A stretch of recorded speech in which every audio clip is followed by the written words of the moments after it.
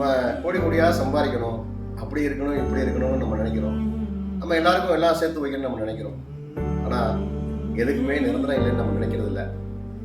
காரணம், நான் இன்னைக்கு பேசிகிட்டு இருக்கேன், நாளைக்கு இல்லைன்னா எதுக்குமே இல்லை. அதே மாதிரி தான் இப்போ இருக்கிற வரையும் இந்த நான் உங்க கூட பேசிகிட்டு இருக்கேன். நாளைக்கு நான் இறந்ததுக்கப்புறம் ஒரு செகண்டு கூட என்னோட சபத்தை அந்த கோயில்லையோ அந்த இல்லத்திலேயோ என்னை வைக்க மாட்டாங்க.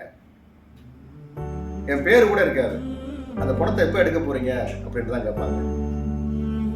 ஆனால் என்ன, முடிஞ்ச வரையும் யாருக்குமே கஷ்டமான ரெண்டு கஷ்டம் கொடுக்காம நல்லது செய்வோமே இருக்கிற காலங்களில். நண்பர்கள் சொல்லுவாங்க, ஹே நண்பா, உனக்காக உயிரெல்லாம் கொடுப்பேன் அப்படின்ட்டு. யாரும் நம்மளுக்காக உயிரெல்லாம் கொடுக்க மாட்டாங்க. நம்மளுக்கான வாழ்க்கையை நம்ம தாங்க வரணும்.